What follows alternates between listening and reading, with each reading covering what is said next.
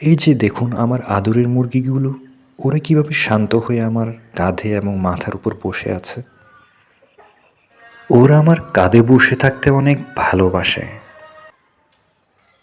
প্রত্যেক দিন আমি সকালে যখন ওদেরকে খাবার দিতে আসবো, তখন ওরা এভাবে আমাকে স্বাগত জানাবে আমার কাঁধে এবং মাথার উপর বসে।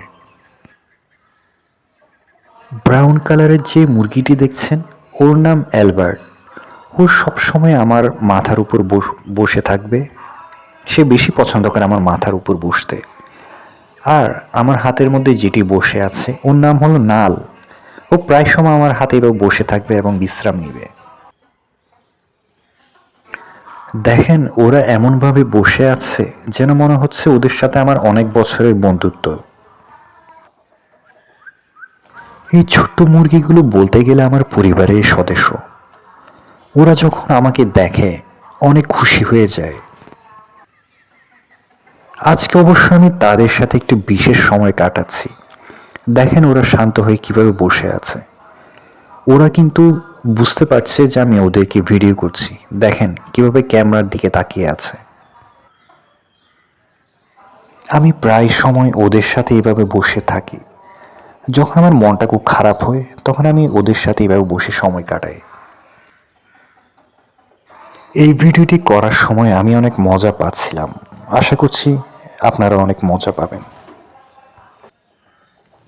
আমরা বেশিরভাগ সময় মুরগিকে কিন্তু পোলট্রি প্রোডাক্ট হিসেবে দেখি, কিন্তু আমরা যদি মুরগিকে অন্য অন্য পাখিদের মতো যত্ন করি, পোষা পাখি হিসেবে রাখি, তাহলে দেখবেন কিন্তু মুরগিও খারাপ না, মুরগি খুব ভালো পোষ মানে। এই যে দেখুন, ওর নাম হলো থানোস। ও চলে আসছে। এরা তিনজনে আমার কাছে সবসময় এসে বসে থাকবে। এখন অবশ্য অনেক শীত পড়ছে, তাই একটু ভয় ভয় করে যদি ওদের ঠান্ডা লেগে যায়, এই জন্য। আর তাছাড়া শীতকালে মুরগিদের একটু মানে সর্দি কাশি এই টাইপসের অসুখ হয়ে থাকে, তাই সবসময় ভয়ে ভয়ে থাকি।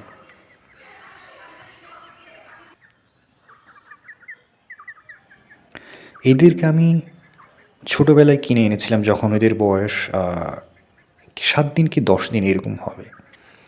10টা মুরগির বাচ্চা কিনেছিলাম, কিন্তু 10টা থেকে 3টা বেঁচে আছে আর সব মরে গিয়েছে। দেখি কয়েকদিন পর আবার এই ধরনের সুন্দর সুন্দর মুরগির বাচ্চা কিনবো এবং আপনাদের সাথে শেয়ার করব। ওদের এই নিষ্পাপ চাহানি, ওদের খুনসুটি দেখলে আমার মনটা অনেক ভালো হয়ে যায় আর শরীরের সব ক্লান্তি দূর হয়ে যায়।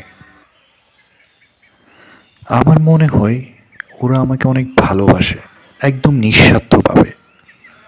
মানুষ কিন্তু স্বার্থ ছাড়া ভালোবাসে না, কিন্তু প্রাণীরা কিন্তু নিঃস্বার্থভাবে ভালোবাসে।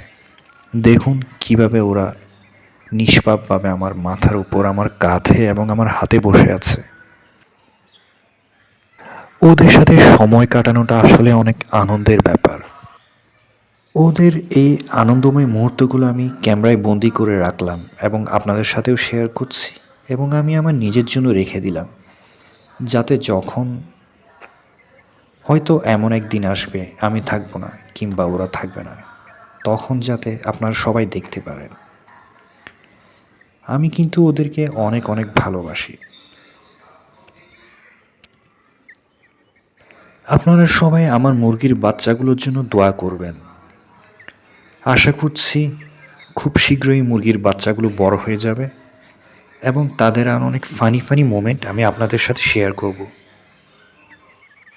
বিদায় তাহলে, চ্যানেলটি সাবস্ক্রাইব করতে ভুলবেন না।